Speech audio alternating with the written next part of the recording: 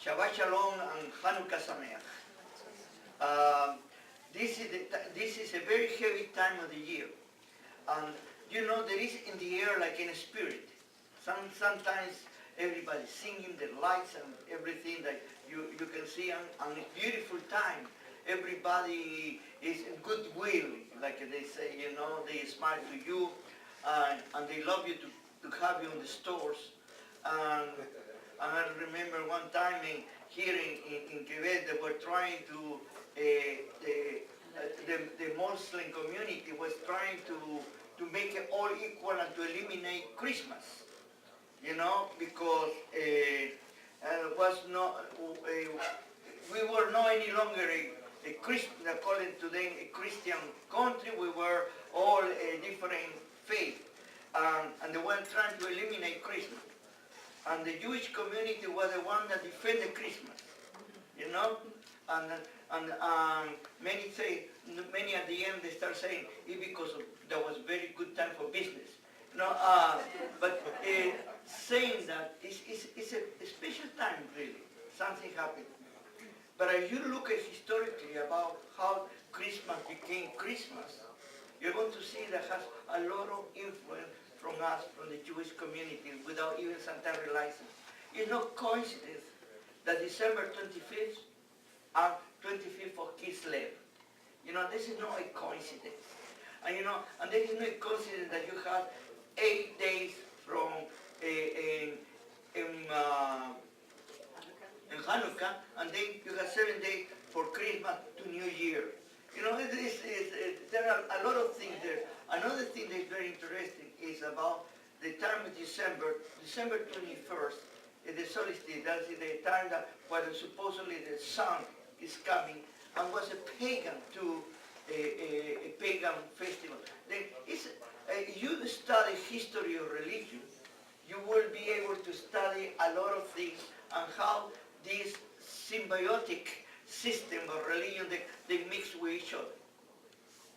And this is why it's so important for us as Jewish people, as Shomer Torah, to constantly to come back and to remember what happened in Hanukkah. You know, Hanukkah is the time that we celebrate as the festival of the lights. You know, and what is the light?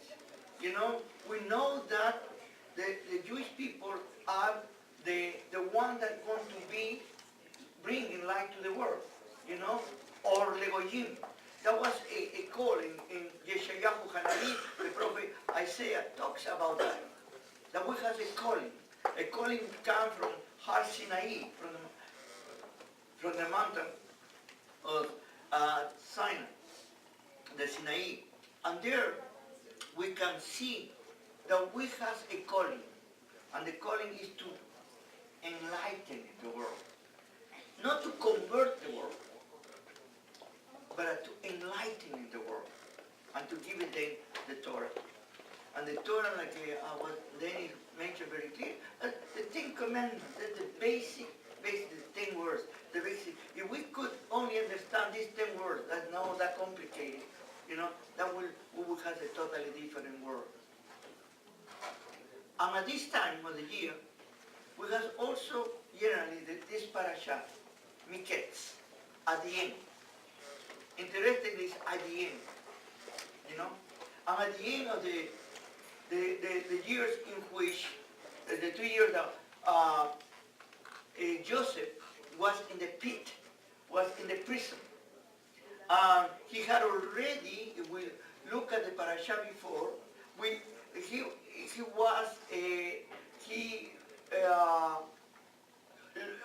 he was able to tell the cupbearer and the baker man about to decipher their dreams, to explain their dreams. In 48, we want to see there in the last week, we see that for the first time, Joseph is going to give credit to his capability of discern or understand dreams because of the Creator. Blessed be his name. He gives the credit to him. At the beginning of the last parasha, we see start with the generations of Jacob and go directly to Joseph. And Joseph becomes stuck up like a brat boy, you know, telling everybody what he had dreamed. He never ever mentioned the name of the Creator. He never say, give credit to the Creator. Look at what the Creator has given to me. No, all the credit given almost to himself. And because of his father's attitude, the Creator, his father himself, created at home an animosity, a hatred against his son. The Rabbi will tell you that at this time of the year, one of the things about Hanukkah that we look sometimes about the outsiders against the insiders, you know, but in this way, who were the outsiders? Antiochus Epiphanes? Or were the Jews who had secularized, who had assimilated? That was the problem. If we are more honest with ourselves, we are going to see that the greatest enemy of Israel were the assimilated Jews, Israelites. Those ones who started practicing the circumcision, they redo the reverse circumcision. At that time, to do reverse circumcision, I don't know how they did it. But let me tell you, in one way it's painful, but the other way will be wrong. But they did it only because of cosmetics and because of they were ashamed to say who they were. To me, it's very sad today that the Jewish people, more and more, they are almost ashamed to say that they're Jews. And they are not. And look at Joseph. We need to look at Joseph at this time. Joseph never ever forgot where he came from or who was his God. And there was a transformation for him. And this is what I want to talk to you about, the transformation that all of us will go. Maybe all of us that we are here, we have a clear understanding about our relationship with the Creator. Maybe we have never doubt about that there is a Creator. Maybe you are not like me, but you know, you have a perfect faith. And let me tell you, if you truly are a searcher and you're truly looking for the presence of the Creator, you are going to go from lows and high and lows. You know? And it is a process. It's a process of growing and maturity. And not everything comes very easy. And you need, through life, you need to go through situations what are going to teach you and going to make you to grow. I mentioned last week that one of the problems that we have as human beings is pride. And pride is worse than the spiritual cancer. Because it eats you up and doesn't allow you to humble yourself before the Creator. Because you got so stuck up that you cannot bend yourself. We, the Jewish people, we are called a stiff neck. And until we can bend our neck and bend our knee, that's it. When we get closer, we need to humble before the Creator. Humble yourself. And this is a very difficult time. And how can you humble yourself? Look at Joseph, stuck up. He was like a brat. I know that certain people don't like it. I say that about Joseph. Because Joseph put it in a pedestal. But I say the Torah is the most honest book that you can see. Our heroes are painted the way that they were. the beauty about Joseph, that he grew up. The circumstances made him to grow up, but he never forgot the God of Abraham, Isaac, and Jacob. And he always was there. Look at the environment that he was there. When once is brought from the pit to the Pharaoh, and the Pharaoh names him Viceroy. He was considered to the people of Egypt, to the Gentiles. They look at him as a god. And there is already, in modern history, the Gentile has made a Jewish man, a Jewish teacher, as a god.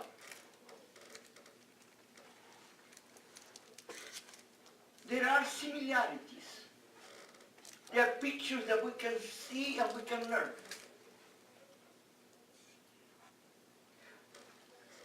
The Gentiles look at Joseph as a god. But his brothers, that even they didn't know that he was one of them, they never saw him as God. They saw him as somebody very prominent, very high, but they never, ever worship him as a God. Isn't it interesting? We can learn from the Torah certain things. Because we Jewish people, we have only one God. Our God is one. It's not two, it's not three, no, one. Shema Yisrael Adonai Eloheinu Adonai Echad. And in this time of the year, Hanukkah is telling us that we do not need to assimilate, we don't need to change who we are. I said last week that the greatest problem assimilation to us today is the assimilation to these values of this world against the values of the Torah. To such a point that we have thrown away the Torah and we have accepted the moral values of this world. And we are so confused,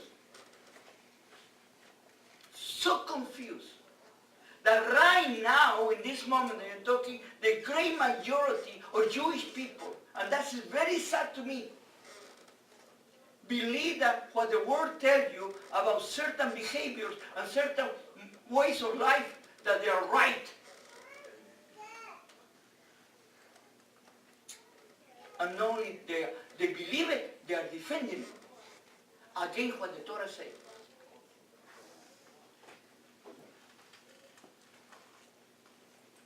And if you believe in the Torah, you have been put something in your mouth and you cannot talk anymore. And we have accepted that type of assimilation. And that's the worst type of assimilation. I call it a spiritual assimilation, where it's very destructive. And I'm going to give you an example to compare. Joseph.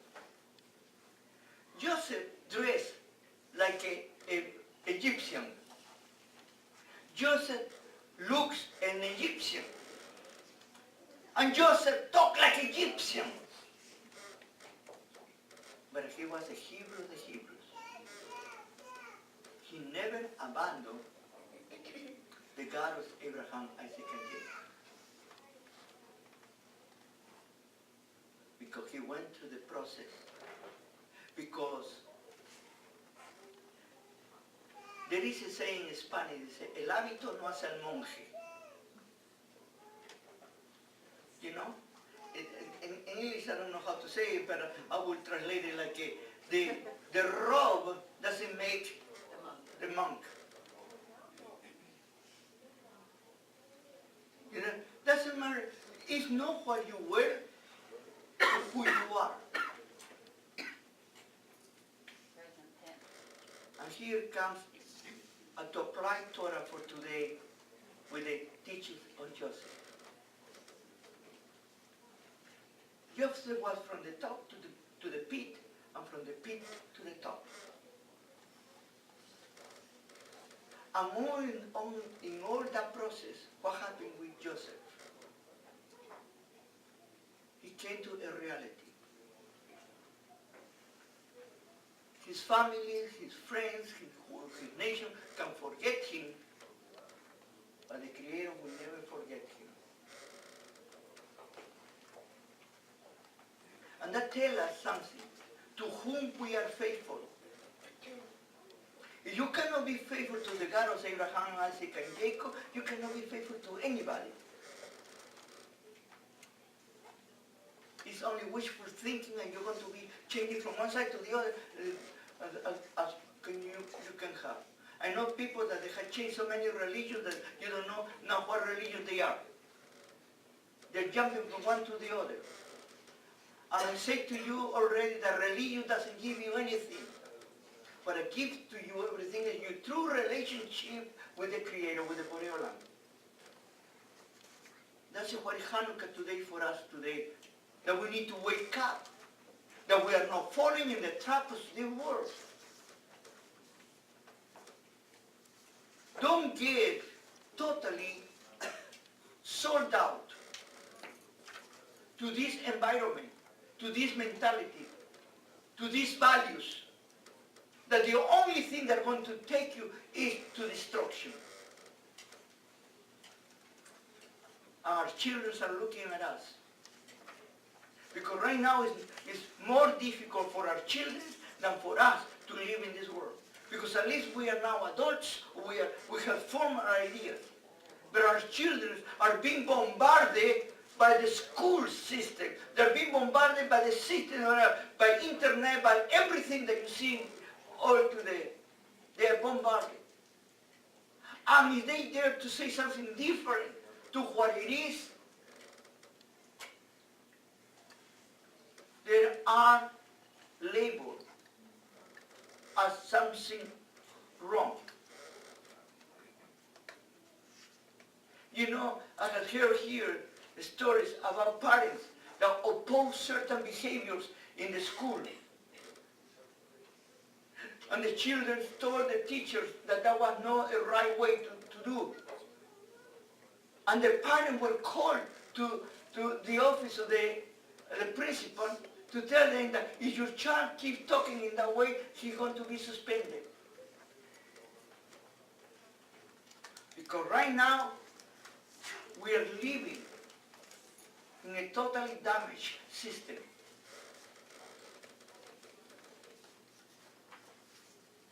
Now I'm trying to understand Hanukkah and to be light in this darkness. Because this is what it is the thing that made me sometimes marvel about today. We talk about the season of the lights. It's when there is more darkness.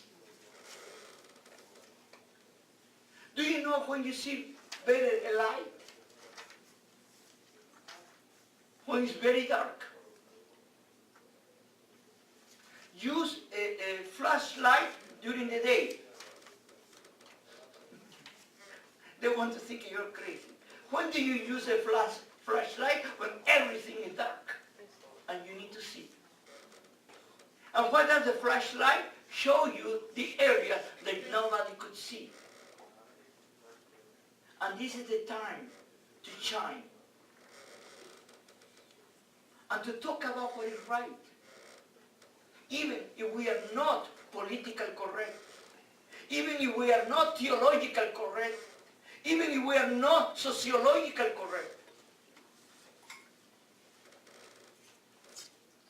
Another saying in Spanish, al pan pan y al vino vino. Say what it is. Don't be afraid to speak out for what you believe. If you are challenged, talk. Our job, like I said to you, is not to convert people. I do not believe in conversion. I believe in transformation. I believe that the only one that can change your heart is the Creator. Blessed be His name. You know, sometimes people come to me and say, Rabbi, please, I want to convert. I say, convert to what? It's like they're saying, you know, that now you want to say something that you cannot be. Because we are right now in the time that people are becoming something that they are not. And that doesn't matter, like I say to you, doesn't matter the uniform that you have. You cannot change who you are. Do you know that your DNA is forever? And that your chromosomes XY are forever, and your chromosomes XX are forever? And that's something doesn't matter what you do, that cannot be changed. You know that you are who you are, and you were born and you were making a marvelous way according to Psalms 139. We are a creation of the Creator. The only thing that we can do is improve. But we cannot be somebody else. Are you a genuine or you are an imitation?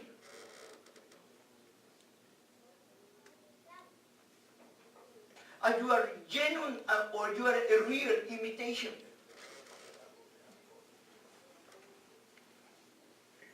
How many of us we live more by appearances than by reality, by truth? That's what right now Joseph is telling us. He never forgot. And when he saw his brothers, he needed to deal with his own feelings. What is the thing that he was bringing from the situation? Past 13 years, after he was elevated, was 39 years. He was 39 years when finally his father came in to be with him. After he revealed himself to his brothers. And in that process, what is the feeling that he had? What he was thinking when he was in prison? What he was thinking when he was sold by his brother? His father supposedly loved him with inimaginable love. Why his father never went to look for him? Why his father abandoned him? Why his father, he gave me that beautiful coat? Why he didn't come and say, what is my son? What is my son? Because he didn't know what his brothers had said to his father. Can you mind the feelings of abandonment? The feeling that I am alone? Have you ever had those feelings? Many of us, we are immigrants. Many of us have left the place where we were born and we are in a different environment. And sometimes many of us we have been severed from our own families or separated. And sometimes we feel like we are alone in this world. Joseph was never alone. He could have the feelings, but he never was alone. And the Creator always blessed him even in the worst circumstances. But he needed to go through that. That is what I need to tell you. Because many of you right now are passing moments, are going through moments that are difficult in your life. And you think you are the only one, or the first thing that you think is this: what wrong I have done that God is punishing me? How many times I have heard the saying from many of you? What wrong am I be doing that God is punishing me? let me ask you something. Do you think if you're doing something wrong, and God is punishing you, then you need to make it right? Do you hear the conversation of the brothers when they were on the side of Joseph, and Joseph called them their spies? And this passage, what he said? Immediately. Now we are paying for what we did to our brother. They haven't dealt with that problem in their life yet. And Joseph was listening to them, to the point that when he heard that he saw the change of the brothers, the true feelings of repentance, he went to cry and they needed to go away because he couldn't hold it anymore. He saw the truth about his brothers in that moment. They had been suffering. You know, all of us, we have done things that we are not proud of it. Maybe there are things in our life that I don't even want to remember. And I try to forget. And I say to you, don't try to forget. Deal with it. Don't put it under the carpet like I said to you last week, and then the dust is going to come and eat you up. Clean it. Rabbi, how do I clean the carpet? Use an aspirator, you know, a vacuum cleaner. No, what you need to do, what will be your vacuum cleaner? Coming to truth. Teshuvah. Acknowledging, recognizing, and trying to make it right. This is the best vacuum cleaner that you can have for your soul.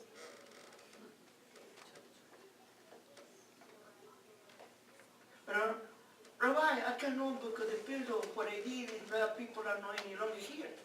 You don't need to have the people. You need to do it directly to him.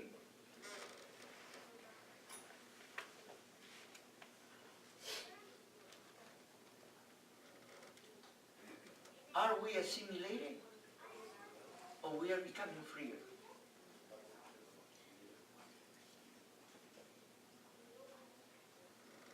Look at Joseph until the end, and I am getting ahead of the time, but it's important that you see.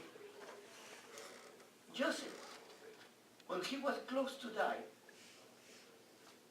he requested his brothers, and he requested to his community, please don't leave me here. When you leave this place, and he knew that they were going to leave that place, they were going to bring it back to the promised land. Take his bones.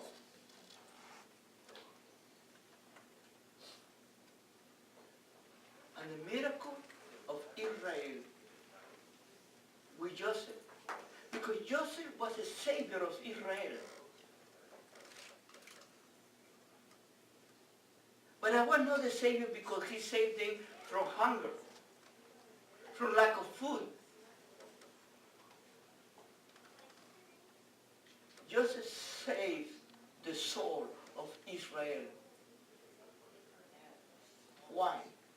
Because when they were in Canaan, in the promised land, they were already quickly being assimilated.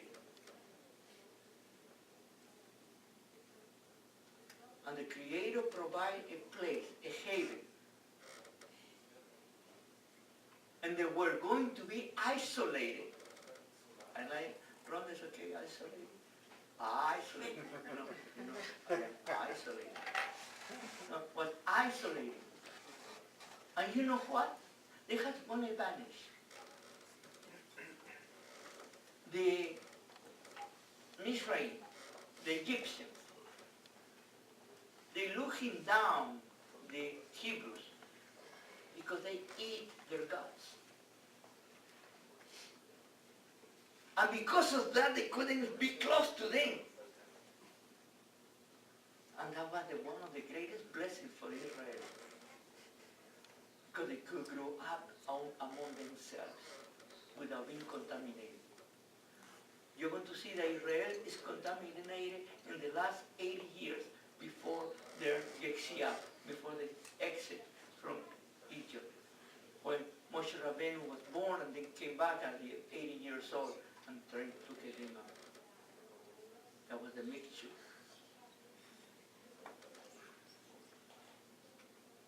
Everything that happened to those who love God is for good.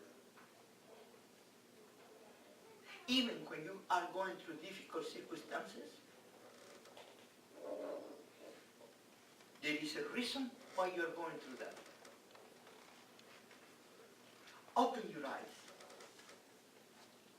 When you're going through difficult times, ask yourself this question. Say, God, what do you want to show me? What do you have for me? Blessed be your name. Because they formed my character, forming myself. Making me stronger, no weaker. How many of you have gone through very hard times? That you saw that was the end? And suddenly it was light at the end of the tunnel.